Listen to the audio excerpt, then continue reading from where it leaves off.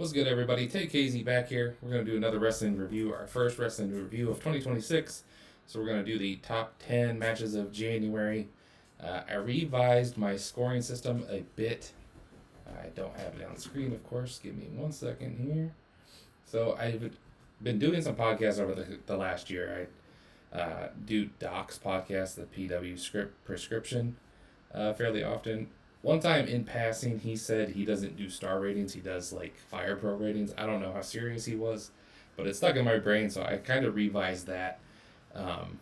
So between doing like Cage Match, which is like 1 through 10, and then star ratings, which is essentially 1 through 20, I decided to go with Doc's idea, regardless of how legitimate and serious he was, and do a score out of 100, which is essentially star rating. So score of 100 is a perfect 5. 99 through 96 is 4.5 or 4.25. Sorry, got both those wrong. 99 through 96 is 4.75.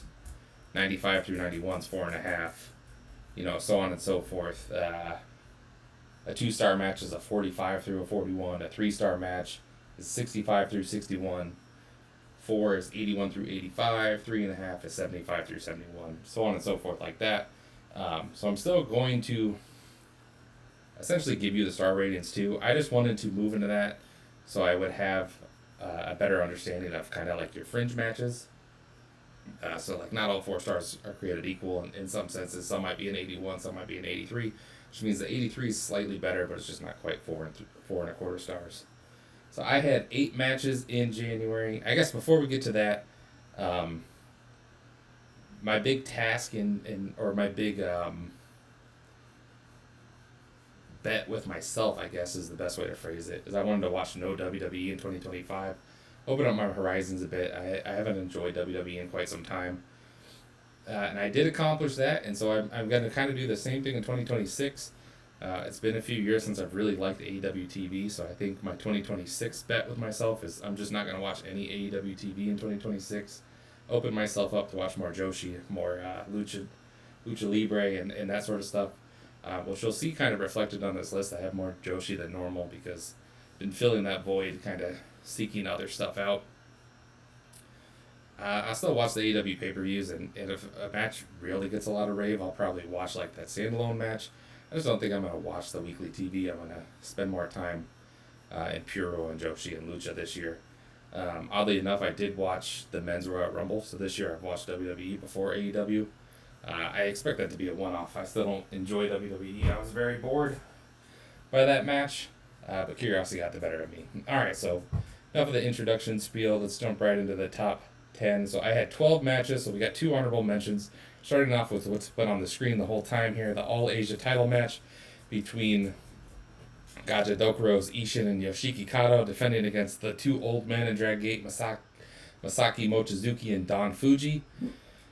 I thought this match was very surprisingly fun. They did a real showcase here for Fujii. It hasn't felt like since I got back into Dragon Gate in mid-2024, really has it anymore. Both these guys are 55. Mochi's actually 56 now. Both 55 at the time of this match. And so you expected Mochi to kind of carry this match, but they flipped it on your head a bit and had Fujii actually be the story of the match. He worked a lot of like sumo spots and that sort of stuff with ISHIN. This was really fun, and he played the babyface in peril very well, which isn't surprising because he's such a long-time vet. But he worked perfectly to like his limitations here, and pulled out like all the stops here, I think. And I went 4 stars on this, 81, which is like the lowest form of a 4-star match, but something I didn't expect to see from Fujii in 2026 or any time going forward. We'll see if he can summon the magic again. He's going to face Strong Machine J at the March Kurikan. And Fujinami, I believe, is the name, if I'm getting it right from memory. Who's even older than him. The second IWGP champion. 6-time IWGP champion. So like from the original days of that. 55-year veteran. So Fuji's got him beat there. It's going to be a lot on Strong Machine J for that match. But this was very fun. I think especially if you like Fujii and Mochizuki and watched them for a long time. ISHIN continues to shine, showing how good he is. And Yoshiki Kato is flourishing a bit. Wasn't super high on his work when I first jumped into Dragon Gate, but he's really grown on me as well. The second honorable mention, this is a little too big. We'll move it slightly. Was Aaron Wolf and Evil. Aaron Wolf's debut at Wrestle Kingdom. I thought similar in the same vein kind of Don Fujii, except this is a young guy debuting. You kind of worked all the smoke and mirrors, worked around their limitations to put on the best match possible. Evil really shined here. And essentially his farewell match, I don't remember if he worked any of the New Japan dates after this. I think this was his last New Japan match, if I'm not mistaken. He went on in his shield here, made Aaron Wolf look like $1,000,000. Thought they nailed the presentation. Aaron Wolf was very limited, which you would expect from his first match, but they stuck to like the judo spots. They stuck to being like a little bit nervous, which I think was real emotion, not worked emotion, but they kind of planned for that he would be nervous working in front of a sold out Tokyo Dome in his first ever match. Kind of built some spots around that, built some spots around the House of Torture shenanigans and all that, and gave him the face in peril stuff to overcome, national hero kind of storyline. I thought they hit all the marks there. I don't expect Aaron Wolf to hit on this level very often. Like I said, this is a lot of smoke and mirrors. But they aced it. This was very fun and definitely worth checking out. So coming in at number 10, you have Konami taking on Rina from Stardom show on January 21st, defending the white belt as you see in the photo. Both these are members of Hate, so you had faction warfare in a sense, or inter-faction turmoil, I guess is a better description. Rina, very young, Konami, the vet, and they worked a pretty stiff match. You know, you kind of do the song and dance of the people on the outside can't really help you because you're stablemates, but they both try to pull the heel shenanigans, which is fun. And then Konami, I'm not super familiar with her work. I watched the Iida match from Dream Queendom a couple weeks prior to this. And she's more of like a methodical, like bruising. She does like the top rope Itsuguri, which is really cool. And I'm a big fan of her work. I thought this match was really fun. I gave this 81 as well. So the last three matches, I don't know if I said Aaron Wolf. The fringe 4-star, 81 is the lowest 4-star. Like this one just a tad more than the Aaron Wolf and the Don Fujii match. Oh, I was mistaken. I got one more 81, and that is Chihiro Hashimoto taking on Saya Iida in Sendai Girls on January 11th. This is two, like micro-sized heavyweights here. Saya Iida under 5 feet tall, Hashimoto probably just barely over 5 feet, but they both work like the powerhouse style in Joshi, and I thought it worked pretty well. Not everything flowed because I think they both work better in like a clash of styles instead of doing bruiser versus bruiser, but I thought they pulled it off pretty well here. Very fun stuff overall. You get the mix of suplexes, the chops, the chop battles, the lariat strikes, all that stuff. Very fun. I thought I would recall more about these matches from memory, but we're a little late in the month. The trade deadline's still on my mind. Coming in at number 8, you had Big Boss Shimizu's main event match at Korakuen Hall against KZ. I thought this was very fun. So Shimizu's been the story of Dragon Gate in 2026. Came back with this brand new physique. He used to be more like sumo sized, and now he is like the most muscular man in Japan. He came back, apologized for his year-long suspension on night 1, and then turned on his faction Natural Vibes to join Gacha Dokuro on night 2. So that was kind of the story of January, is then he was fighting kind of like one by one each member of Vibes, culminating in the KZ match here at Korakuen Hall. KZ is the best worker in Natural Vibes in my opinion, especially when Flamita's not there. I like Flamita a teeny bit more. And Shimizu is just really kind of shining, doing the heel work, doing the power offense here. KZ's one of the best sellers, if not the best seller in Dragon Gate, so great first showcase opponent for him. You still, you get the Gajadokuro heel shenanigans, which is kind of counterintuitive when you're bringing Suzume in as this big monster. But that's just kind of the nature of Dragon Gate heels. No one's super, overpowering. You don't have, the Brock Lesnar type. Ultimately, you always get the box attacks and all that sort of stuff. So it didn't bother me as much as it would probably bother non-Dragon Gate watchers, because you would expect Shimizu to be big and dominant. But in the main event especially, you're going to be more of a back and forth. You had a nice angle at the end of this match where Vibes recruited new members after teasing breaking up. But we're not scoring that here. But I thought this was a very satisfying main event. Probably the best Dragon Gate main event of the year thus far. I gave this an 82, so just a smidge higher than the last matches. The next match also has an 82, and that is Hazuki taking on Mei Seira from Stardom's show on the 11th. There's quite a few shows here on the 11th, so January is a stacked month. Similar to WrestleMania weekend, you have the Wrestle Kingdom weekend where all these companies are running in Tokyo and Tokyo adjacent, even here about a week out. So you have the big matches. I believe Hazuki is the CMLL. I think it's called the CMLL Japanese Women's Belt. Odd, but CMLL has a million belts. I thought this rocked. This was more of a striking battle.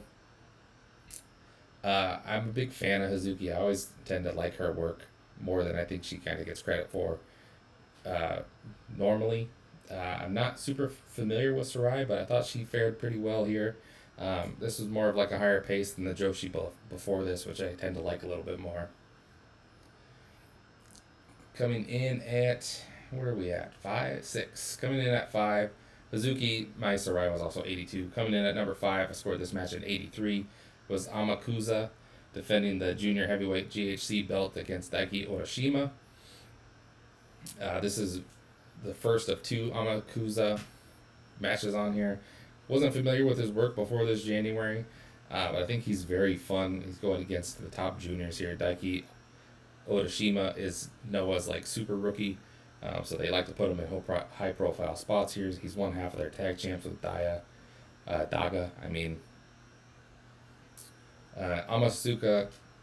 Amakusa is some really crazy like high flying dives and top rope moves, and I've become fond of his work here pretty quick.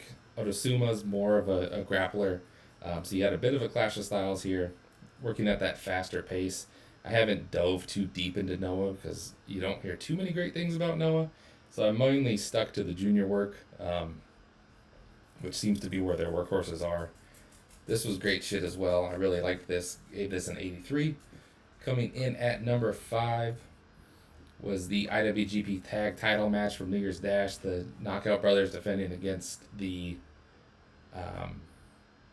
TMDK is the acronym. Team of Zack Sabre Jr. and Oiwa. The World Tag League champion, or World Tag League winners. I guess champion sort of works there. Cashing in essentially their trophies. This isn't zoomed in. This is just too big of a photo.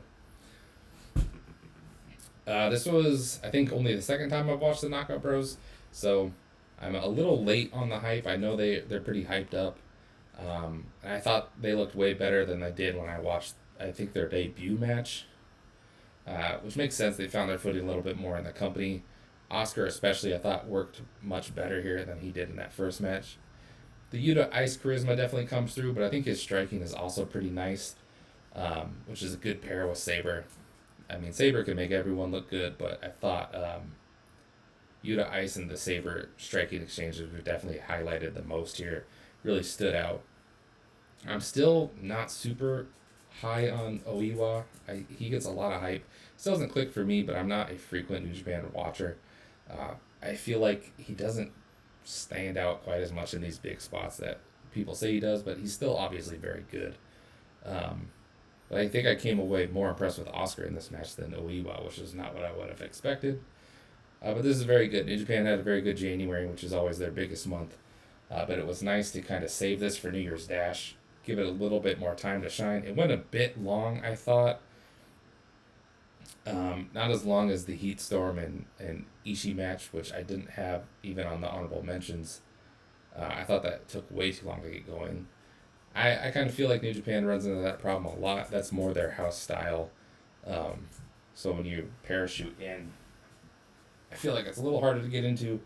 It's one of the things I'm picking up here watching more Puro and Joshi is that every company has a bit of a house style, and you kind of got to get adjusted to it. Otherwise, it kind of takes away from the matches. I think a lot of people have that problem with Dragon Gate with the lucha influences. Everyone does stuff just a teeny bit different. And the main events kind of tend to be a little too epic for my taste in New Japan. But I didn't think that really took away from this match. And obviously, when it hits great. I gave this match an 84, which essentially is the highest 4-star match rating. So coming up in the top 4, we have everything above 4 stars, starting with the second AMAKUSA match from the January 1st show. Hiromu Takahashi defending the junior heavyweight belt against AMAKUSA. Since there's 2 matches on here, you kind of know the spoiler of this. Who wins that out here? This was Hiromu's possible Japanese send-off, I think. I mean, he's still there. He's working New Beginnings, but it's been announced he's leaving New Japan. And this was his last big single standout match. He's mainly worked team matches taking the fall. Hope Lincoln's licks aren't picking up on the mic. They probably are though.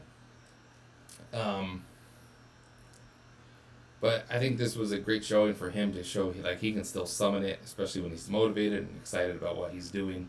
He definitely had that here. This was the best I've seen Hiromu in a long time.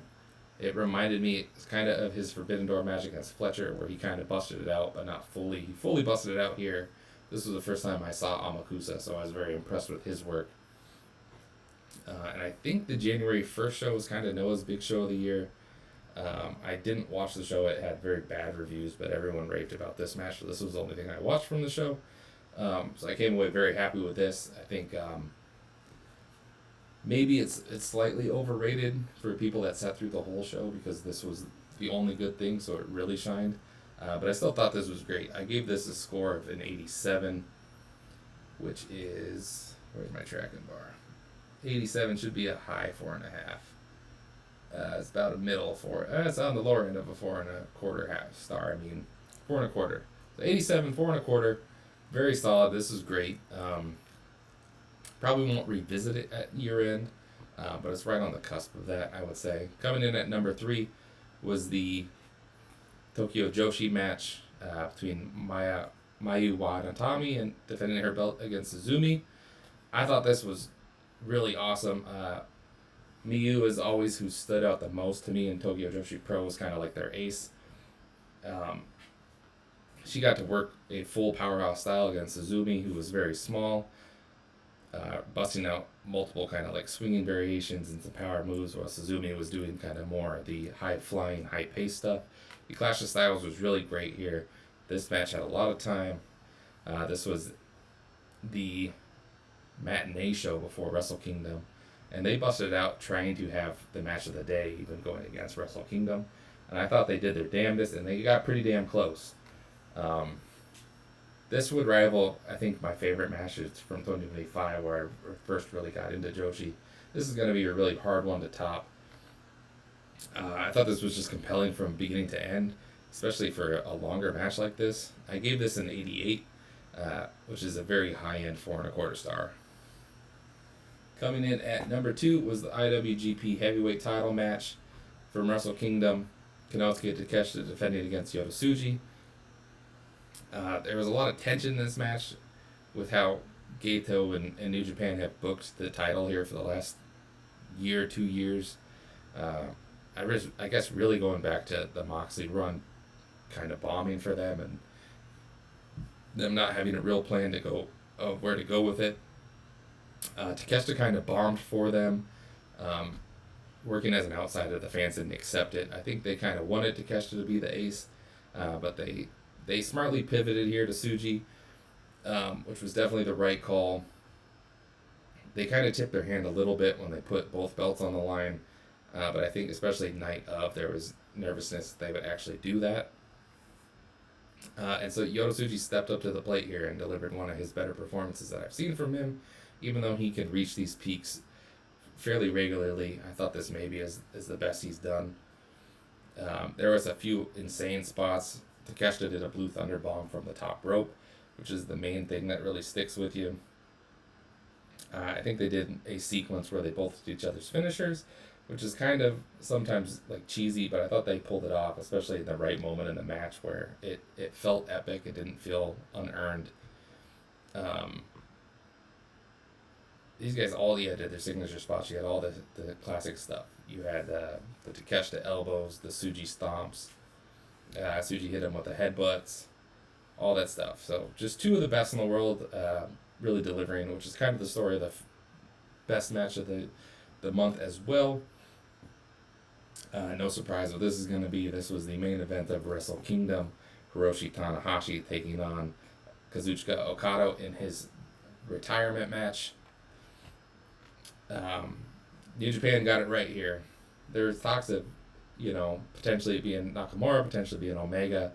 But I think his most career-defining rival was Okada. I think Okada was the best wrestler physically at that point between all the potential options. Naito was also an option. So Okada got to show out here. He doesn't bring it every night, which is always his biggest criticism in AEW, but main eventing the sold-out Tokyo Dome against his career rival as well in Tanahashi. He brought the absolute best Okada, old school Rainmaker, which was the story of the match, and Tanahashi somehow got through this year and saved his best for last in this performance. This was just a masterclass of pro wrestling. It was two of the absolute best in the world, maybe two of the best of all time, knowing exactly how to make every second of the match count. Everything had emotion tied to it. You're kind of hanging off every move, and they slowly built it, told a beautiful story with it. You kind of went into the match expecting Okada to win, and then they got you believing that Tanahashi was going to win, just to turn it on you again and have Okada ultimately win. But every story beat of the story was perfectly told. I watched this at the beginning of January, now we're in February, so I'm not recalling all the spots. That's the downside of not taking notes and recording these a month out, but this was awesome. I'm definitely going to rewatch this. I don't need to rewatch it to know it's going to be my top 10 at the end of the year. It's probably going to be the match of the year, honestly, which is always kind of crazy to say this early in the year, but it's hard to imagine something topping this. This was near perfect. I gave this a 97 out of 100, which is a 4 3/4 stars. Jesus Christ, Lincoln. If you have not seen this, give yourself a treat and go watch this, because this is, as good as wrestling gets. And that's going to do it for this video, guys. Have a good one. Bye.